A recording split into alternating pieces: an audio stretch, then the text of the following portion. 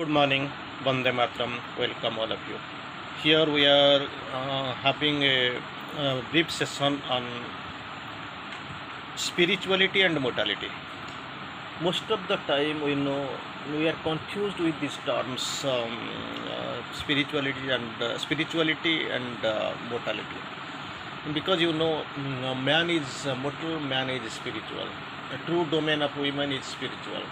So spirituality is a must, without which supramentalization can't be achieved. No one can have the supramental realization who is not having the spiritual. So, on the brief occasions, we feel like the terms man is mortal and man is spiritual also. That is also your base is also spiritual. But most of the time, we get confused. The great difference between spirituality and mortality, there is great difference. But the thing is that two things that are constantly confused with the youth is the mother tries to explain the spiritual life, the life of yoga. The spiritual life, the life of yoga has for its object to grow into the divine consciousness. That is the main object of this spiritual life of yoga. To object is to grow into the divine consciousness, and for its result is to purify, intensify, glorify, and perfect what is in you. Something is there in you. Initially it has come in the most purified way like 24 karat gold, but later in the process of your passage it gets the opposite characteristic. But thing is that we aim, the objective is to grow into the divine consciousness, and for its result what you have to do, result is to number one to purify, number two to intensify, number three to glorify, number four to perfect what is in you. These four things you must take proper care of it. This great mother quoted: purify, intensify, glorify, and perfect what is in you.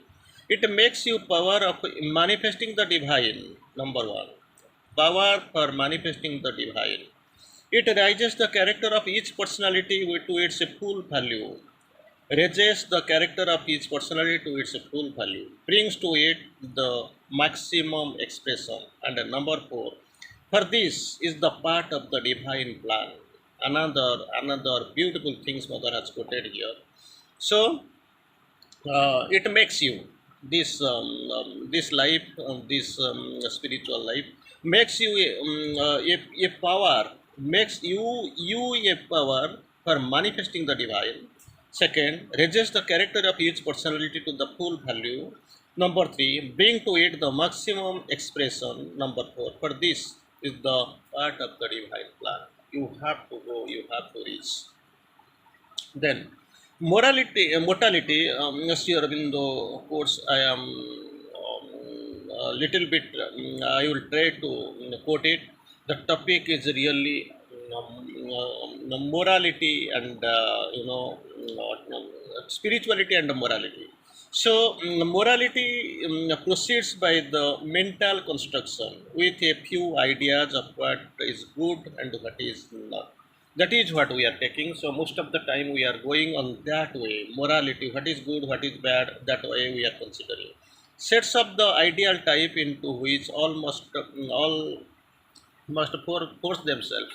Exactly, this is the mental ideology, mental activity. The moral idea differs in its constituents and its ensembles at different times and different places. So it is a variable character, different times and different places, and yet it proclaims itself the unique time. Proclaims unique time, but there is difference. A categoric absolute, it admits of none other outside itself. It does not even admit a variation within itself. Very fixed, very rigid. That's what we can find in the morality. All are to be molded according to its single ideal pattern. Very Mother quotes here. Very interesting that great explanation from Mother. All are to be molded according to their single ideal pattern. Everybody is to be made uniformly and faultlessly the same. It is because morality is the rigid, unreal nature that is in the principle and in its working is contrary to the spiritual life. But most of the time we complain that this is the same thing. From the beginning, we have been told that we are confused to each other. And on the other hand, this is moral life. On the other hand, spiritual life reveals on the essence in all, but reveals to the infinity diversity. Infinity diversity, spiritual life, spirituality focuses upon. It works for diversity in oneness, and for perfection in that diversity brings within that diversity it brings perfection and it works for the oneness. Again, another term other quotes, morality lifts up one artificial standard contrary to the variety of life and the freedom of the spirit. Totally contrary, totally moral life, it brings the contrariety of the spirit and freedom of the spirit and the variety of life. Creating something mental, fixed, and limited. That is the work of the morality. It brings something that is mental, fixed, and limited. It is fixed. It is mental, and it is limited. It asks all to conform to it. All must labor to acquire in some qualities and the same ideal nature. Nothing more, nothing bigger, nothing magnanimous. It is in working in the same process in the same time way. Again, morality is not divine or of the divine. Morality is not divine or of the divine. You must understand. Most of the time, we get confused. We feel that morality is based not of the divine, not the divine. It is man and a human. Only it is a base man or human. Morality takes for the basic element a fixed division into the good and the bad. That's what in the thing division into the good and the bad. But this is the arbitrary notion. It takes things that is the relative and tries to impose them on the absolute. Imposition on the absolute. It is totally already we have spoken. This is the chooses the division between good and bad. It is actually arbitrary and imposes on the absolute because and it is good, this is bad, different climates and times, epochs and continents. So it totally it is in one sided, but it thinks that equivalent in that thought is there, but it is not like this. Again, the moral notion goes from so far to say that there is good desires, bad desires. Even that also possible. These are the good desires, that the good bad desires. This is a good principle, that is a good bad principle. This is a white truth, that is a black truth. And calls on you to accept the one and reject the other. That is also possible. Good desire, bad desire, you accept the one, reject the other. But the spiritual life, demands that you should reject desire altogether. It must be satisfied or it must be rejected. Anyway, the desire must go. Its law is that you must cast aside all movements that draw you away from the divine. In spirituality, divine is all. So you have to surrender, consecrated everything at the feet of the divine. You must for the divine, by the divine, of the divine, through the divine, in the divine. So that is totally no. We must not be confused. We must have the moral conception, basic conception. You must reject them, and not because they are bad in themselves. For they may be good for another man or in another sphere. Maybe not that it is totally rejected, because people having the notion of good and bad. So if you feel in spirituality these have that desire has no place, but there is some people are there, some space is there, some space is there for them. Actually it has been bound confined, they have their need. But because they belong to the impulses and force, all these are vitals, impulses and force that being unillumined and ignorant still now, it is there, good or bad, it is there, belong to the impulses and the forces. But yet unillumined and ignorant. Stand in the way of your approach to the divine. On your approach to divine, it stands against all. All desires, when good or bad, comes within this its this description. Mother does not tries to differentiate between good desires, bad desires. Desire is desire, good or bad. It is a relative term. You are differentiating, taking your mental conceptions. It has got absolutely no value in spiritualism. Only thing which counts, which has got the biggest, greatest value, that is divine. So, for desire itself arises from the unillumined vital being and ignorance. Desire, it is a great thing Mother has explained and Mother has clarified. That is, desire itself arises from an unillumined vital being and ignorance. On the other hand, you must accept all moments that bring you into contact with the divine. That is what morality differentiates, divides, but actually spiritualism, really, truly speaking, it unites with the divine. Uh, So we will go next step, but you accept them not because they are good in themselves, but because they bring you to the divine. What is bringing you towards the divine, that is acceptable, but thing is that after accepting it you must plan, you must try to observe how much it is helpful to you. Anyway, it must be accepted. In the initial it was the helper. Further when you keep rejecting, that may stand as a bar. Many things you have seen, like ego, like region, like animality, so many ways you can find that of course another tool also. There you can have the region effort. Initially they were the helpers, they have helped you many ways, you have accepted, but finally it has got no value because the further things are coming. Because initially I can give you one example. Suppose one student, one kid is going for the LKG student study. They are these strength teachers, they are helpful to him, but when this kid is rising to the higher classes, see class 6, class 7, class 8, class 10, class plus 2, these LKG students are no more helpful. So different gradations of people will come, they will keep taking you in that way. So accept then all that takes you to the divine, reject that takes away from it. That is, the divine is the measuring rod, that is the object, that is the goal, that is everything. So accept what helps you to reach the divine, reject what helps you in what actually does not help you, rather take away from the divine. So but to say for that good and bad and try to impose your outlook on others, that is not good. So that you have got your own way of thinking, but totally different. For what you term bad may be a very thing that is good for your neighbor. Suppose you feel it is bad for me, that is also a good for your neighbor. Sometimes you go, you bring the fresh brinjals from the market. You feel that is good, but do you feel that another which you have rejected, that has been rejected by all? Your neighbor, your second people is coming, other people are coming, they are also purchasing it like anything. Maybe there is a variation of money or value, but things that they are also taking. Good for your neighbor who is not trying to realize the divine life. So spiritual life is good, you have accepted, that is good, you are on the way. But people, they have chosen, some people ordinary life, mortal life. Morality means 100% it is so full of ego. They have taken it is helpful for them, they are going.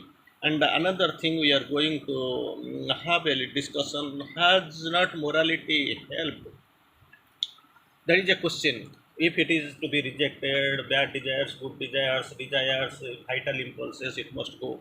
But another question was put to the mother: has morality, has not it helped to increase from consciousness?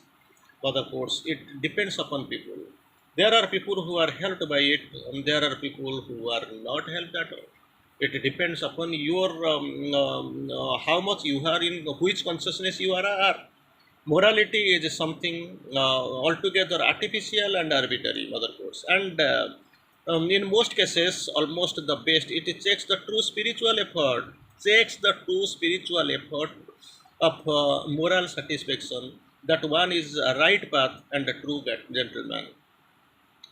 So that does one duty, fulfills all the moral requirement of life. That's what is doing, that is helpful for them. They then one is to be self-satisfied, that no longer one no longer moves or makes you any progress. He is satisfied with the little confines of life and these vital desires and all. So there is he is satisfied, but actually progress is very much limited because he is not going in the spiritual life. It is very difficult for the virtuous people to enter the path of God. Virtuous people, very difficult for them to enter the path of God. This has been said very often, but altogether true. But it is altogether true, and he has the most self-satisfied, virtuous, self-satisfied, not progressive. He thinks that he has realized what ought to be realized. What ought to be realized, he has realized his opinion. He is no longer has either the aspiration or even the elementary humility which makes one want to progress. So he feels satisfied. Once you feel satisfied, the next step is towards the grave. No, there is no other go. You are grave, you are dying. So here he feels what ought to be accepted and what ought to be done. I have done. I have realized it. As a sattvic man is usually very comfortable, settled in his own virtue, and makes things that are coming out of makes and never thinks to come out of it. Sattvic, I feel I have realized, I have done, I have got. So not important for him to come out of it. So he puts you in a million leagues away from the divine realization. He feels satisfied. There is no growth, no progress, no adventure, nothing is there. He is pushing, confining himself, and leagues away, million leagues away from the divine realization. And what really helps until one has found the inner light. That is the condition. Only you have to find the inner light is to make for oneself a certain number of rules, which naturally should not be too rigid and fixed. Rigidity, fixity must not be there. Certain humility must there. Humility must come, accepted, achieved. Inner light you must have found, but it should be precise enough to prevent one from going completely out of the right path. What is the right path you are going, or diversing or away from that path, or making irreparable mistakes? Don't do that one. Don't do that one. You must stick to the path. You must not make any irreparable mistakes, and the mistakes that the mistakes that the consequences of which one suffers all one's life.